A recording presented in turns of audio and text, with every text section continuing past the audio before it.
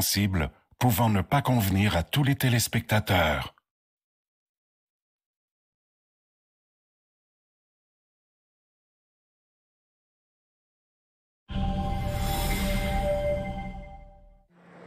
Si je pouvais comme résumer ma situation en un mot, je dirais enfin. C'est un soulagement de pouvoir être rendu là. C'est un peu stressant.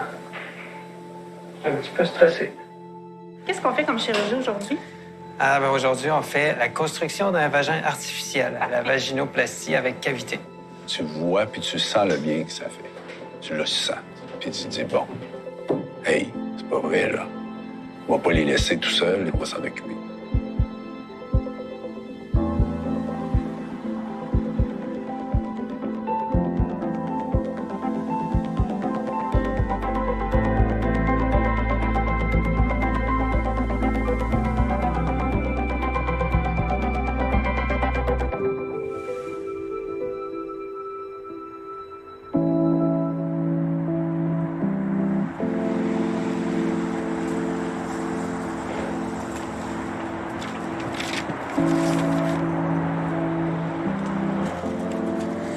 Oui, bonjour, j'appelle pour avoir un chauffeur à la gare d'autobus. Je suis supposé avoir une réservation au nom de Julie Lagrange. Oui, c'est ça. C'est moi, ça. Moi, j'arrive de la Beauce. J'ai pris l'autobus pour monter jusqu'à Montréal. Là, je vais dormir à l'hôtel.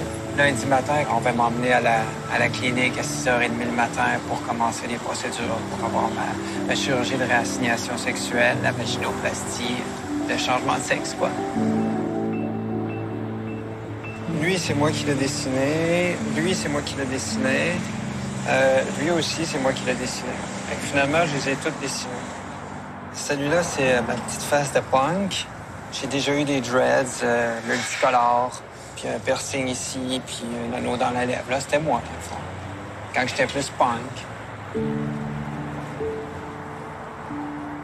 Ça fait 1 an et demi que j'ai enclenché un processus pour avoir ma chirurgie de vaginoplastie.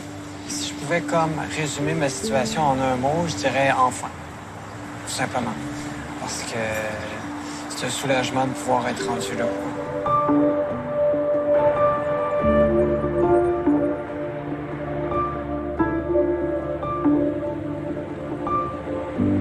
L'avantage que ça l'ait pris comme 1 an et demi faire mon dossier pour en arriver au jour X aujourd'hui, c'est que j'ai eu le temps de passer par toutes sortes d'émotions. J'ai eu le temps de vivre la peur, le stress, l'anxiété, la tristesse même. J'ai vécu ces émotions-là. Fait que c'est pour ça qu'aujourd'hui, je me sens bien. J'en ai pas de crainte. J'en suis venu à faire confiance à la clinique. Je sais qu'ils sont qualifiés et requalifiés et requalifiés. Je suis absolument certaine qu'ils vont faire du bon travail. Ce soir, je vais bien dormir. Ça, je suis quasiment sûr de ça. Demain, j'ai une liste de choses à faire qui font partie du document qui a été fourni. Puis demain soir, je vais essayer de dormir. Puis lundi, c'est grand jour.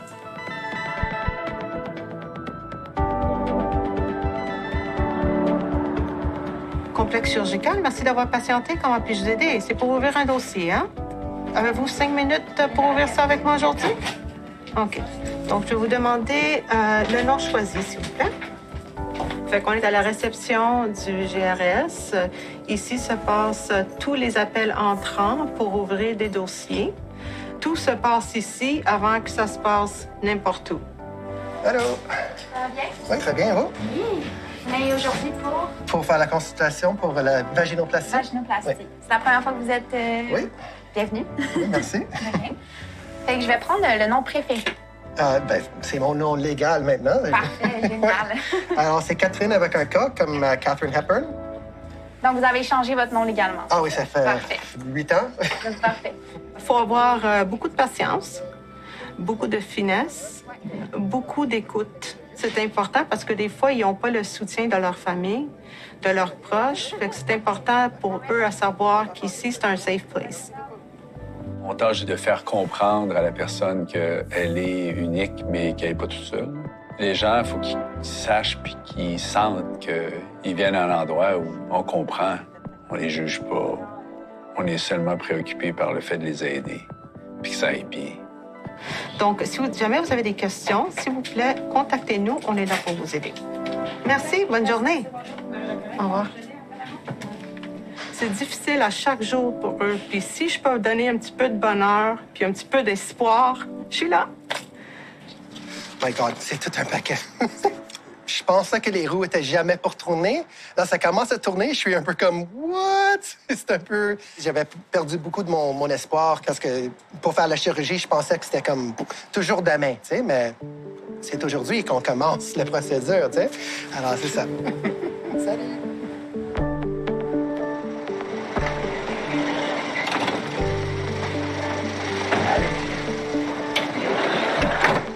Un grand jour. C'est le fun, hein? Des nouveaux souliers. Ouais, la petite robe d'été, il fait beau. C'est plaisant. Une chirurgie d'information de genre, c'est une procédure qui vise à diminuer, si on veut, la souffrance d'une personne, reliée au fait qu'elle ne perçoit pas son corps comme il devrait être en fonction du genre qu'elle ou qu'il ressent. Donc, il y a une souffrance reliée à ça et on essaie, par les chirurgies, de rendre les gens plus confortables, les rendre fonctionnels. Non, c'est ça. Je pense que tu vas être correct. Fait que je vais probablement mettre Chanel en bas à partir de midi. Excellent. C'est beau? Good. Bonne journée, les filles. Merci. Bonne journée. Ce que je vais faire l'admission, puis après, je vais m'enchaîner là-dessus. Oui, Sylvie, c'est Christine. Peux-tu m'envoyer la deuxième équipe embrassant, s'il te plaît? Merci. Bye. Nous, ici, à l'unité de soins, on est l'endroit qui accueille tous les patients pour faire d'abord leur admission. Puis quand le bloc opératoire est prêt, ils nous appellent, on les monte. Salut. Ça va bien? Oui, ça va, merci, toi. Oui, bien, merci. Mon nom, c'est Jessica, je suis infirmière. Donc, c'est moi qui vais faire votre admission. Je vais mettre votre bracelet sur votre bras droit. Avant d'arriver sur la table d'opération, une personne doit passer à travers un long processus. Déjà, ce processus-là est entamé depuis un bon bout de temps avant qu'il communique avec nous. De notre côté, ce qu'on fait, c'est que notre clinique préopératoire va avoir à analyser les données de la personne. Oui, bonjour. Est-ce que je parle bien à Doris Bouchard? C'est moi. Donc, moi, en fait, je fais partie d'une équipe qui s'occupe de l'évaluation préopératoire de votre dossier pour la vaginoplastie. Donc, j'ai plusieurs petites questions pour vous, puis je vais aussi en profiter pour répondre aux vôtres si vous en avez. Est-ce que vous pouvez me parler un petit peu de vos objectifs suite à la chirurgie? Parce qu'évidemment, il y a des implications qui sont très différentes entre la vaginoplastie avec ou sans cavité. Les soins post-opératoires sont beaucoup plus intenses quand on prend une cavité, évidemment. Bon, c'est une grosse opération, je le comprends. Ça demande beaucoup de soins, je le comprends également. Mais est-ce que c'est toujours un effort, ça, au fil du temps? Par la suite, la chirurgie faite, c'est fini, merci. C'est pas ça du tout. C'est une guérison qui implique une période, évidemment, de douleur, d'inflammation, une période de soins qui sont des soins spécialisés uniques, qui sont typiques de cette chirurgie-là. Alors, il y a toute une équipe. Pour avoir un patient traité du début à la fin, c'est une grosse équipe. Bonjour. Bonjour. Ça va bien, Julie? Oui, ça va bien, merci. Vous êtes prête? Oui, je me sens bien, je me sens calme, je me sens en confiance. OK. Pas trop nerveuse? Ça va. Ça va. Vous avez l'air assez calme. Ce matin, moi, je suis préparé mentalement, psychologiquement, tu sais. Puis... OK. Je vous avais dit qu'il fallait que je vous examine brièvement pour m'assurer qu'il y avait suffisamment de tissu pour travailler. Oui. On va faire ça maintenant. OK. Pour vous examiner, placez-vous debout devant moi, juste ici.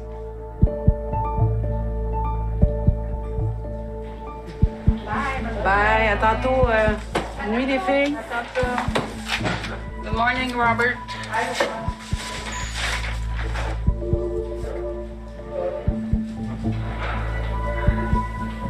Un peu stressant. Un petit peu stressé. Pour les gens ici, eux, le personnel, pour eux, c'est comme une routine. Aujourd'hui, on est lundi matin, puis ils commencent la semaine. Puis, c'est normal pour eux de venir travailler. Là. Mais pour nous, les patientes, les patients, c'est un événement particulier dans l'année. C'est spécial, surtout quand c'est la première fois qu'on vient dans la clinique. Là. C'est tous des nouveaux visages, un nouvel établissement, un nouvel environnement, tout est nouveau. Moi, ça fait 10 ans et demi que je suis ici. L'ambiance de travail est vraiment complètement différente d'un autre hôpital. Les gens, ils viennent sur une base volontaire, même si on pourrait dire qu'un trans ne vient pas par choix, mais il choisit de faire toutes les démarches. Mais c'est pas un choix qu'il fait, il doit le faire. Mais ça, faut le vivre pour le comprendre. Une question, Jessica? Le 3A? Monte à l'instant. Bye.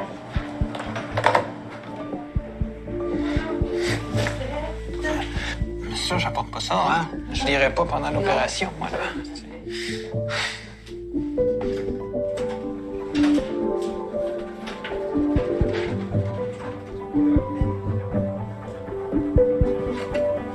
Bonjour, ça va bien? Oui, ça va, merci. Mon nom, c'est Mélanie, je suis infirmière, je vais être dans la salle aujourd'hui avec Dr. Brassard. Prête? Oui. On y va? Oui, on y va. Suivez-moi. On va se diriger à l'intérieur. On est dans la salle numéro 1. Et voilà.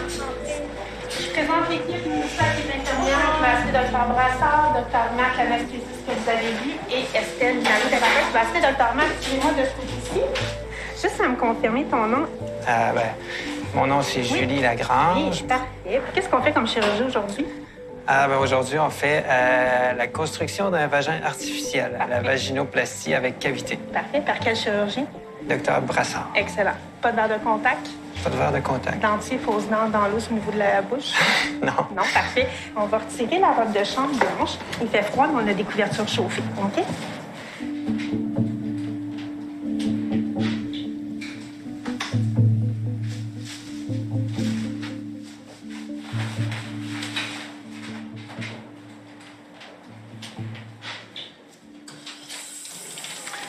Alors, c'est une procédure qui va durer environ 2 heures, peut-être un peu moins. L'idée de la chirurgie, c'est qu'on va convertir les organes génitaux masculins en organes génitaux féminins, c'est-à-dire une vulve, des petites et des grandes lèvres, un clitoris, puis une cavité vaginale.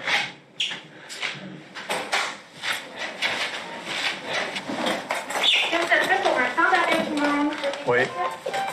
Alors, nous opérons ce matin Julie Lagrange. N'a pas d'allergie. On fait une vaginoplastie avec cavité par Dr. Brassard. Est-ce qu'il y a des antibiotiques qui ont été donnés? Non. Parfait. Les votre compressions sont en fonction. Bonne chirurgie. Merci. Alors, ça ici, c'est le design du clitoris, dans le fond. On va utiliser la peau du gland qui va être laissée attachée au nerf et au vaisseau sanguin pour faire le clitoris. D'abord, il faut comprendre le grand principe général, c'est d'utiliser la peau pénienne qu'on inverse, un peu comme un gant qu'on tournerait à l'envers. Puis on tapisse une cavité vaginale qu'on a créée avec un tube inversé de peau dans le fond. La personne va être en position gynécologique, sous anesthésie rachidienne. On va utiliser la peau du scrotum, on va l'amincir pour pouvoir l'utiliser comme greffe, pour pouvoir obtenir plus de profondeur vaginale éventuellement durant la chirurgie.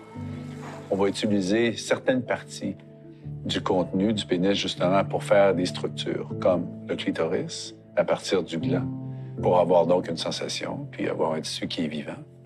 On va utiliser une partie de l'urètre pour faire les petites lèvres. On va allonger le tube pénien avec la peau scrotale pour tapisser une cavité vaginale qu'on va faire parce qu'on doit faire un espace. Puis l'espace se fait entre l'urètre et la prostate en avant et la vessie, dans le fond, et en arrière, la paroi du rectum. En fait, là, ce que je fais, c'est que le clitoris sort ici, là. Alors, je suis en train de l'entourer de muqueuse. Là, probablement que ça fait pas de sens pour vous de regarder ça, là. Vous dire, coudonc, ça s'en va où, là? Vous allez voir, à un moment donné, tout ça va tomber en place. Vous allez faire, ah, d'accord.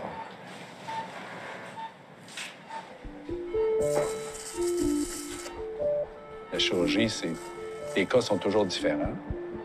J'en ai assez vu pour être capable de gérer toutes les différences. Parce que j'ai des milliers de cas de fait. Alors, j'ai commencé ma pratique en 1990 à l'Hôtel-Dieu de Québec. Et c'est loin, là, ça fait 30 ans.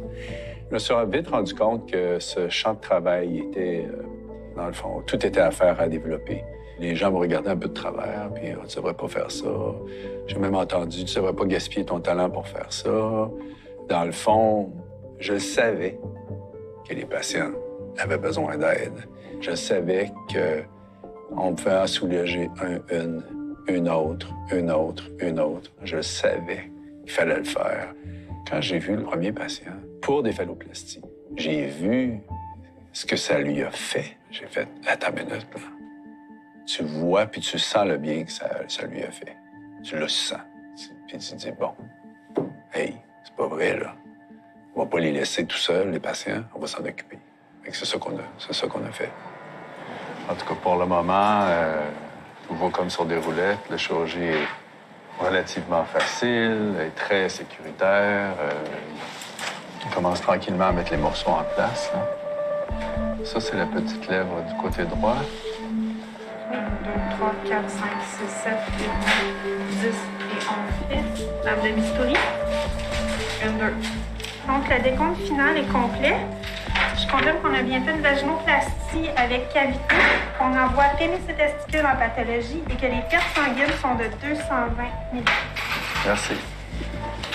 Alors, surprenamment, la majorité des patientes, après une chirurgie comme celle-là, ne sont pas si souffrantes.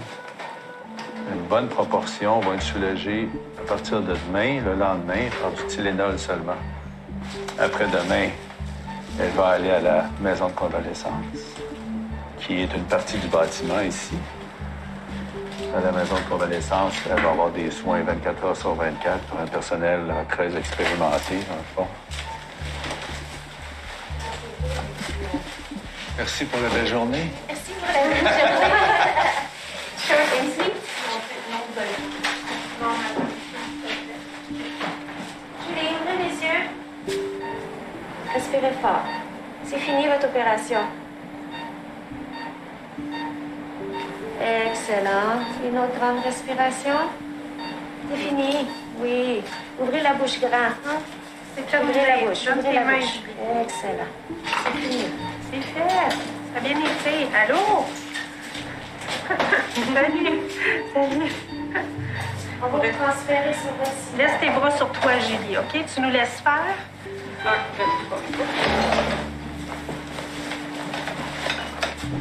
Merci beaucoup tout le monde. Bonne journée.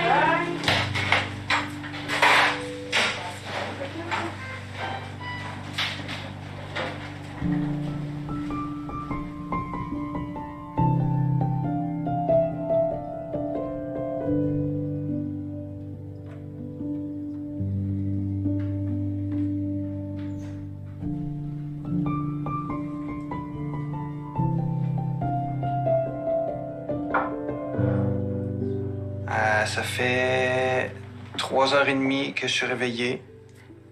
La chirurgie est faite, puis ça m'apparaît comme quelque chose de normal.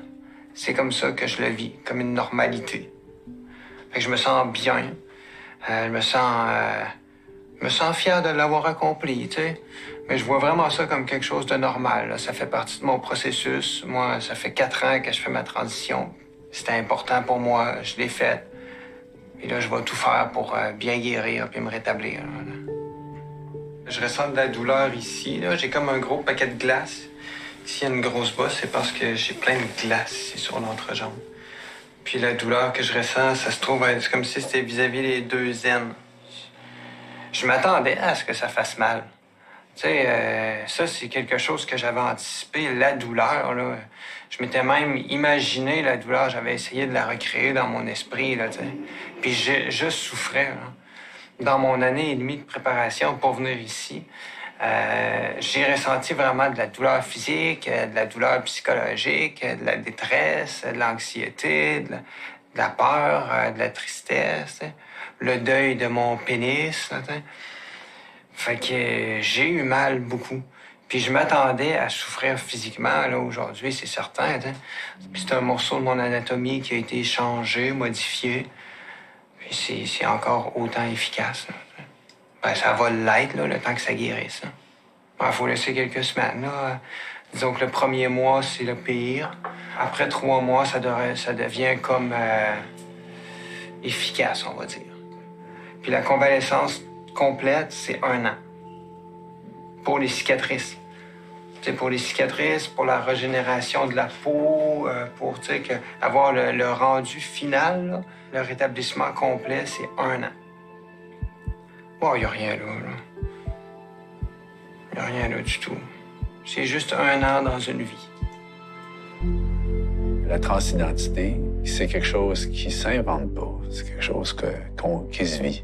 Il s'agit, pour comprendre, se rapprocher d'une personne, lui parler, de l'écouter, de voir ses défis, de voir comment cette personne-là se sent, de voir ses besoins, pour réaliser que, attends, c'est un problème important, c'est un problème grave, ça pousse au suicide. Hein? Alors, il y a une patiente qui m'a dit, vous savez, docteur, vous sauvez plus de vies qu'un chirurgien cardiaque. Alors, ça m'a bien fait rire. Elle dit, tous les suicides qu'on prévient, dans le fond, d'une certaine manière, je pense que c'est significatif. Ça l'est vraiment, en fait.